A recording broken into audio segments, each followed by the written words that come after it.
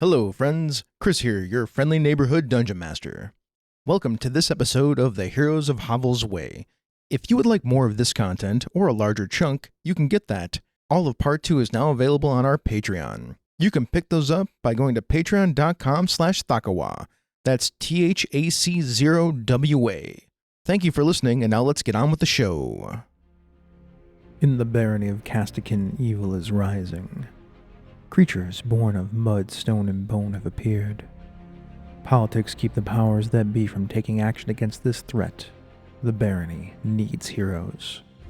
In the far-off hamlet of Hovel's Way, two childhood friends, bound by dreaming stars, may be the heroes that the barony needs. This is their story.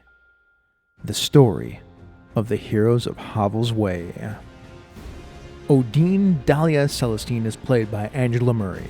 She knows that there is something amiss here, but she is not socially adept to have any clue of how to help.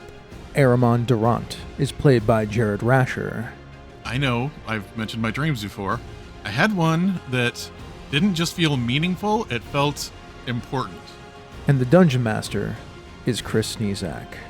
Why are we teaching when we're fighting something terrible? You will not invade my small clothes! Get it off, get it off, get it off! Now, we begin. Oh god, wait. And he points over at a piece of stone pottery. That's not mine. Whatever it was left it here. And then it explodes. And when it explodes, it turns into a number of things. This creature, it looks like a stone, muddy slurg thing, except it's a little bit more solid than you've seen before, and it has holes all in it. And these little buzzing, flying stone creatures are flying around it. That's what you see as it explodes outwards and turns into this thing. Oh, man. Roll for initiative. Absolutely average. It's slightly below average. We do have Silphara with us. You do have Silphara with you, and Monty. Monty's first. What do you want Monty to do as he sees this happening? Oh god, what's going on? What's going on? Oh god! Monty's going to hold his action while he waits for me to do my thing at the bottom of the round. Sure thing. The creature goes, this slurg with the holes inside of it. First thing it does is all of a sudden, it spawns another one of these things. Pops out of it. Bad for you guys. Odie, do you remember that time that we were down by the lake and we found the mud wasps? Yes, that hurt a lot. Yeah, I am having a bad flashback to that moment right now. The next thing it does is swing at you, Eremon. A couple times, actually. Does a 14 hit you? No, it doesn't. I assume a 20 hits you. That would hit. Okay. 14 misses you. 20. Oh, it slams into you with its arm. You take 5 points of bludgeoning damage. So this thing, it swings its arms at you, and as it swings, you can see the mud solidifies as it's about to hit you. The first one clangs off of your off your chainmail as you turn your back to it to let it glance off of you. The second one, though, it catches you right in the side of the face, and it's like a kaboom as you see spittle fly out of Eremon's mouth, Odie. This guy, Ludwig, he's like, ah! And he jumps backwards behind Silpharia onto the bed. Yes, good. That's where I was going to tell him to go. Eremon, you're up. I am not particularly happy. I'm going to try and aim the sword for one of the holes so I can pry him open, which is just normal attack, but that's what he's trying to do. Sure. Oh, that was unfortunate. That was a natural one, so I am betting that did not find purchase anywhere. No. Tell me about how you miss.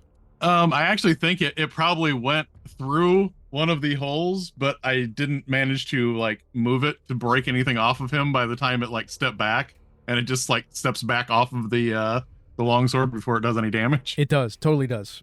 And then I would like to swing with the hand axe. Uh-huh. That is an 18. Yes, the answer is yes. So after that, Eremon kind of looks at his other hand and spins around and just tries to not do anything fancy and just hit it with the hand axe. And that is 3 points of damage. You hit it with your hand axe, and it chips off of the stone a little bit. It doesn't hurt it nearly as much as you think it should. It looks at you with its dead eyes. It's Silpharia's turn. You get to control Silpharia, Jared. I believe she is going to attempt to use the water blast on the walking hive of evil stuff. Okay. And they got a critical hit. Yeah, well, it's maximized, so just roll the d6 and it's +8. That's how I do crits. Okay. So 12. And it actually hurts it because, it's not just bludgeoning, it's magic. That is very handy. And I believe that's all that they're going to be doing. It is. So Sulfuria steps up, levels her hand, and a blast of water slams into the creature, spurting part of its mud off as it melts into the ground. It looks down at it, and then it looks at Sulfuria, and it points at her as it is the spawned rock-flying creature's turn. It flies over to Sulfuria and attacks her. Yeah, that's a bunch. Sulfuria takes 3 points of damage. So this thing flies over. It's flying. It looks like a bird, maybe a mosquito, a giant mosquito. It's probably about as big as a cat, so it's creepy looking, as it's got like gemmy type eyes. It stabs its what would be a beak into Sulfuria, dealing some damage to her. Then you see that the skin, the covering on Sulfuria starts turning to stone, but then it flakes off because Sulfuria is actually immune to being petrified. Odie, it is your turn. Odie is going to do her bonus action to cast Monty's Starlight Claws. Who's Monty attacking? He's attacking this one closest to me, the bug closest to me. Dang. Well, he got a nat 20. Go ahead, roll damage. And it's a D6 plus something. D6 plus his dex modifier. So that's going to be 11. It did. Tell me how Monty murders this thing. Monty just leaps off of Odie's shoulder and grabs this thing as it's flying in the air, sinks his claws in that are glowing with starlight, and spins around and lands back on Odie's shoulder as it falls to the ground. That's fair. And then Odie is going to cast Ice Knife. She's going to move into the space of the thing that just died and cast Ice Knife at the big one. Sounds good. And miss. The player characters are rolling terribly. Hey man, whatever it takes to, get it done, right?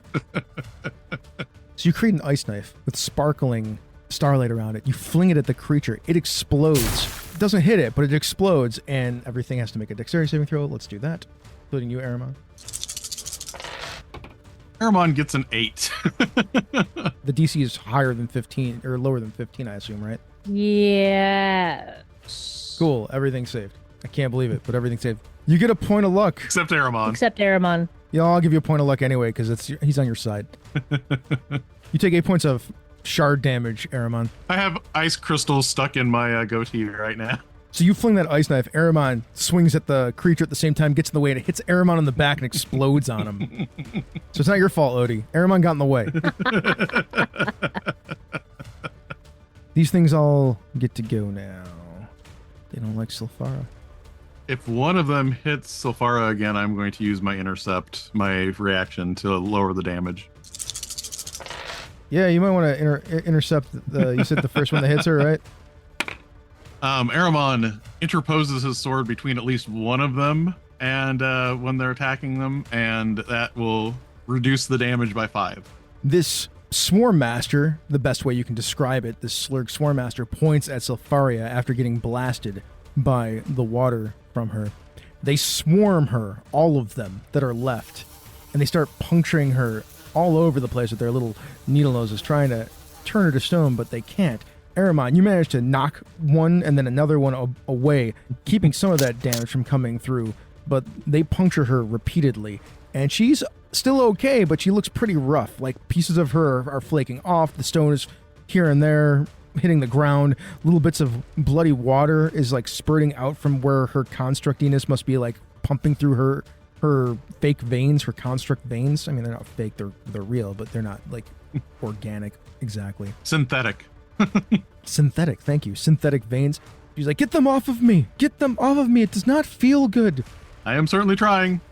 More disturbingly for all of you, now that you've done a ton of damage to the Swarm Master, it seems to be drawing energy from the little rock guys, and it's healing itself. You can see the damage that you've done to it is like re-knitting itself.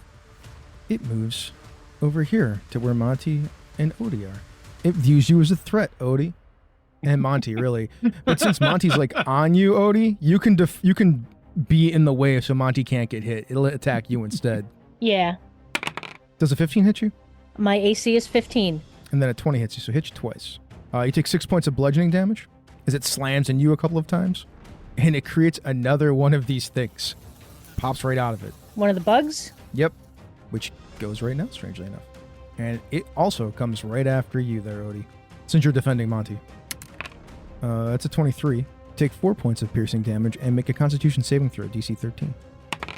I'm going to use one of my lucky to re-roll that. There you go. Never mind. Is lucky a skill? Lucky's a feat.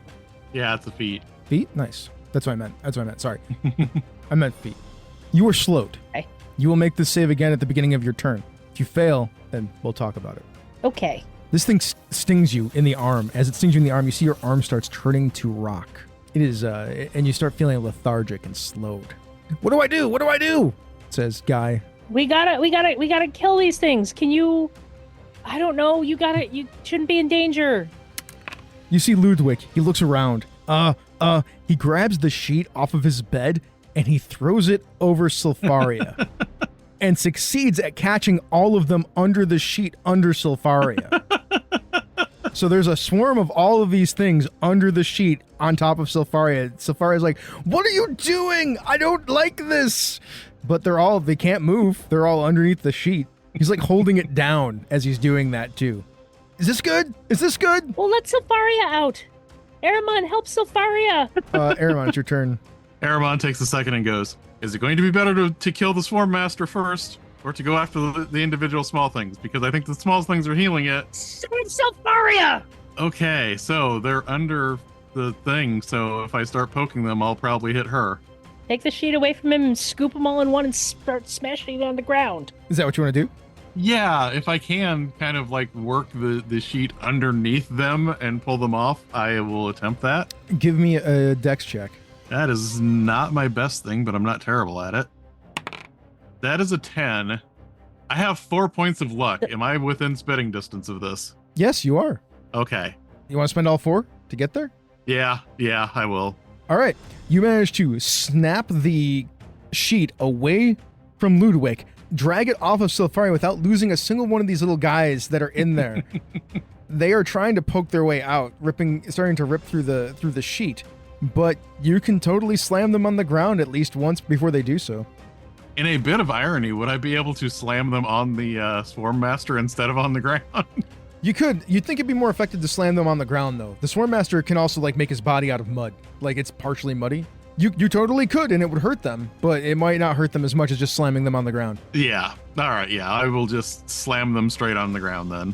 Sure thing. You can have advantage on this attack roll. All right. Oh, that is much better. That is a 23. Yes, it is. You wanna smite these things in the sheet? If I can. Yeah, why not? Just channel your energy through the sheet.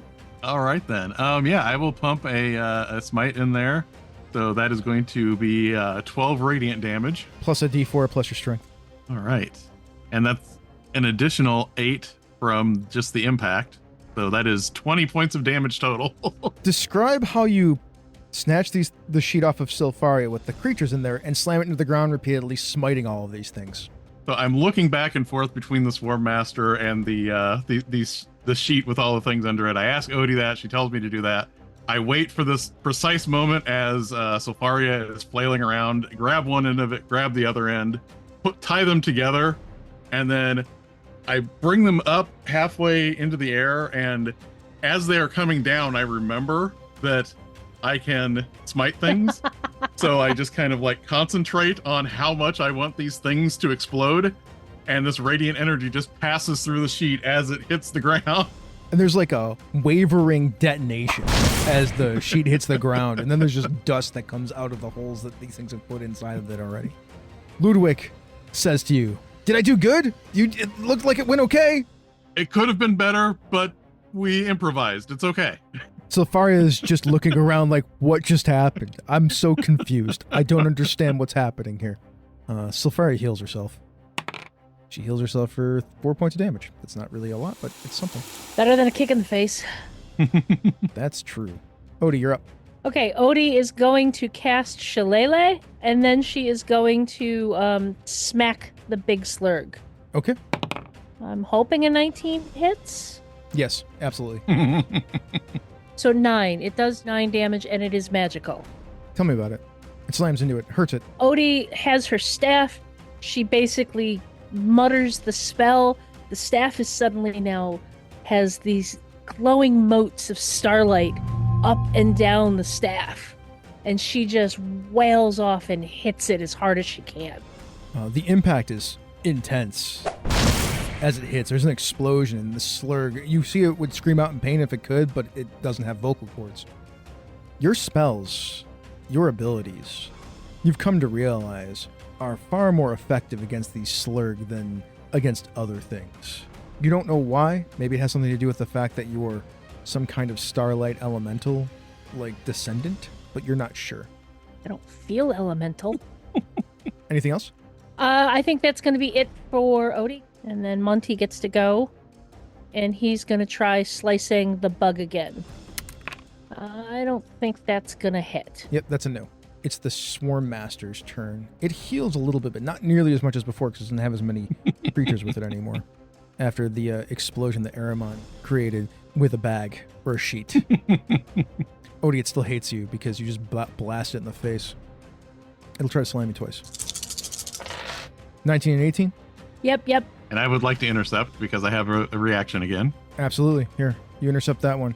Okay, that reduces it by 7 points of damage. So to nothing. So you take nothing from the first attack, Odie. Okay. You take 2 from the second one. I rolled 2 ones. Good for you. Eremon, tell me how you intercept the first attack. Tell me what it looks like. I keep trying to do something strategic with all the holes in this thing, and I think as the arm is coming through, I stick the sword through one of the holes and pin it to the wall for a second.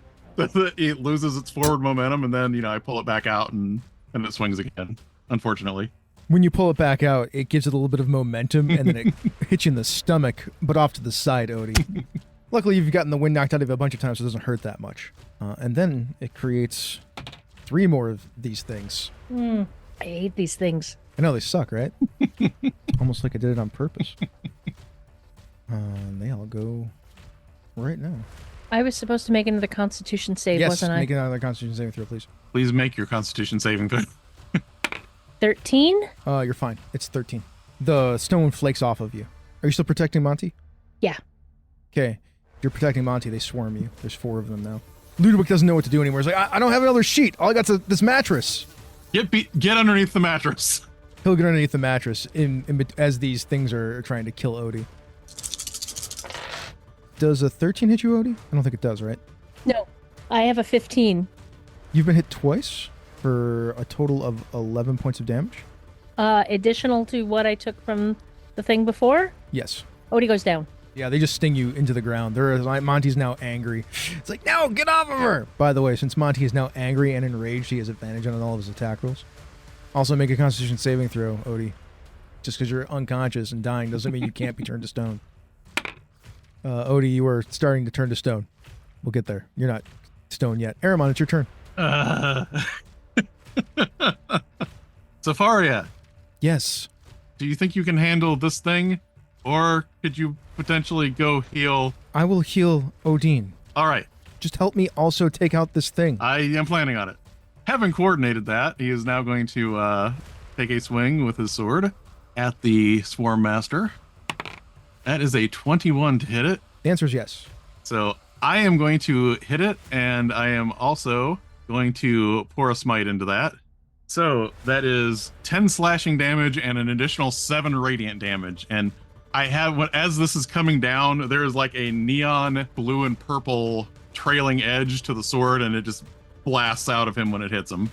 And when it does, it blasts out the back a bunch of mud, and many of those little stinger stone bug things all onto the ground that are just twitching around dead.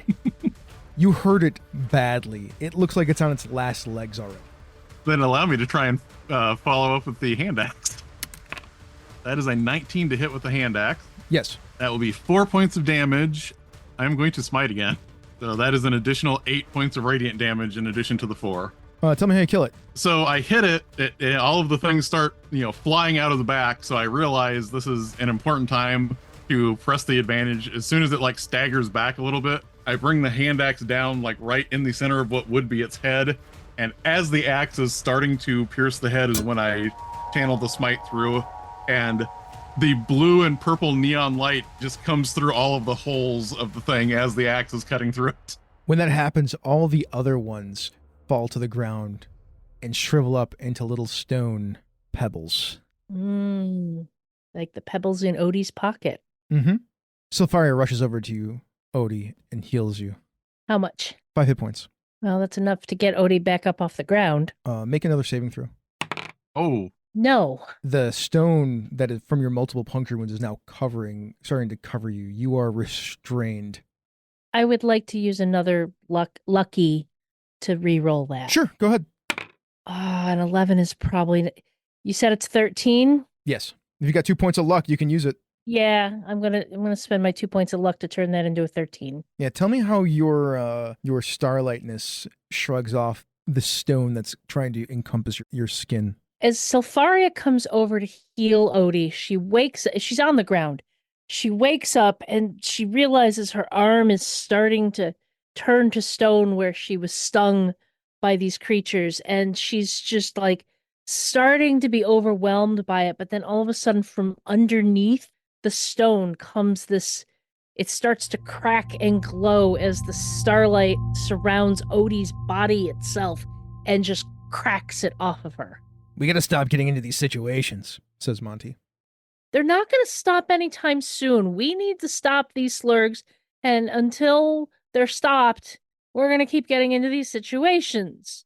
Just hopefully not turning people into stone anymore. I've really hurt, but we need to go find the star map. Can I come out from under the mattress now? Yes, please do. Yes. Pokes his head out. They're all gone? They're all gone. I don't see any more of those mud pots around, so I think you should be safe. Okay, thanks. He pops out. Where you want to go now? Or what do you want to do? As housekeeping in between, I'm going to burn a channel divinity to get a spell slot back. Okay, sounds good. I don't think I get anything to get stuff back. I can no longer heal for the rest of the day, says Sylpharia. Odie's actually going to cast Cure Wounds on herself.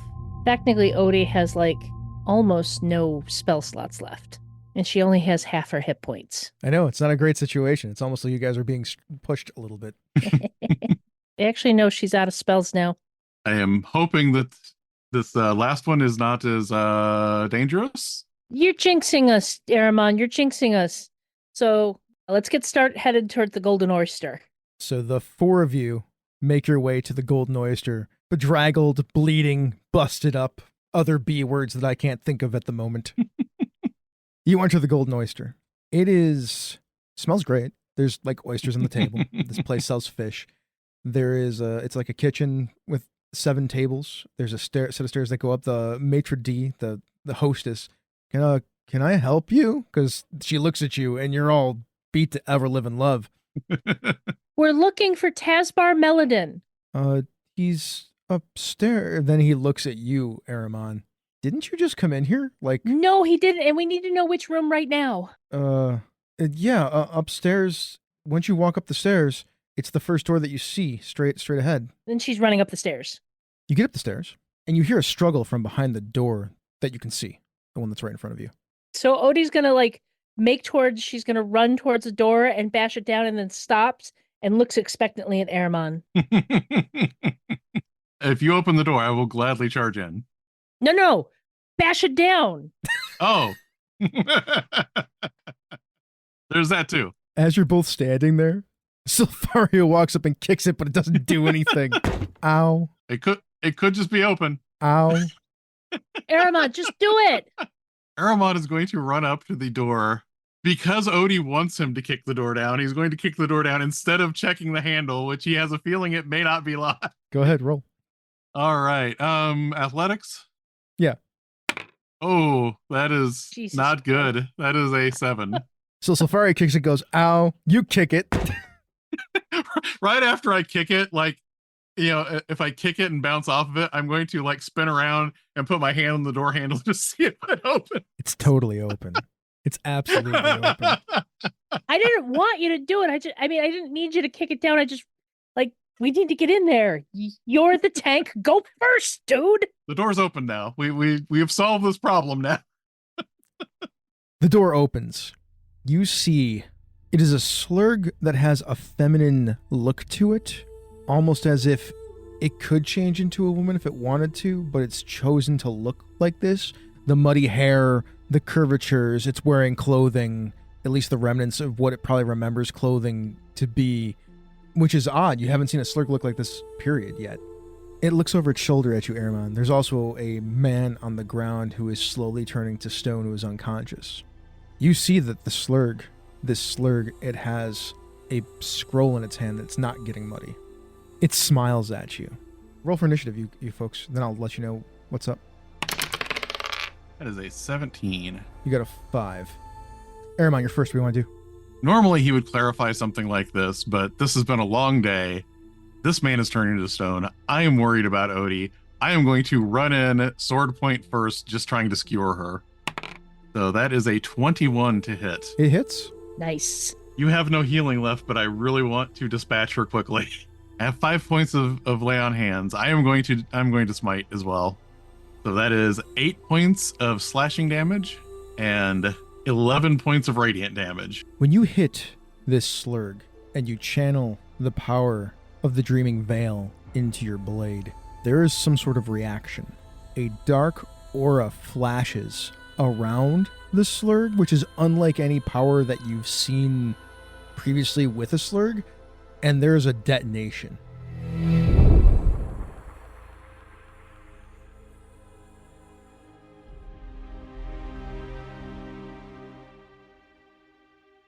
Thank you for listening to this episode of The Heroes of Hovel's Way. Music and sound effects were from Storyblocks and Envato. If you'd like to interact with us, you can join our Discord. There's a link to join it in our show notes. We talk about D&D and other fantasy gaming stuff there along with other topics. If you want some more, you can be a patron. Being a patron, you can get the first 7 episodes of Part 2 as one large chunk right now. Join for free for 7 days and stick around for $5 a month. I'll be releasing our episodes early there in larger pieces going forward. We also have PDF content of GM tools like Jared's layer action piece and things you can use in your games like stat blocks for the slurg and magic swords from Jared. I also talk about the game there, The Heroes of Hovel's Way, in a GM podcast called Chris's Hovel. Check it out at patreon.com/Thakawa. That's patreon.com/THAC0WA. The Patreon helps us make this show and Thaka with Advantage. Speaking of patrons who help us out, I would like to thank David Ridout, Matea the Sorceress, The Polish Ogre, Peter Martin, Eric Bontz, Doug Rass, and Victor Wyatt. Last thing, we're part of the Polygamers podcast network. Great show on there is called Pandas Talking Games. It's where Phil and Senda take questions from the listeners and answer them, like Card Talk, but for your game. Thank you once again for listening, and beware Valhalmorris and his slurg. They just love getting in your small clothes.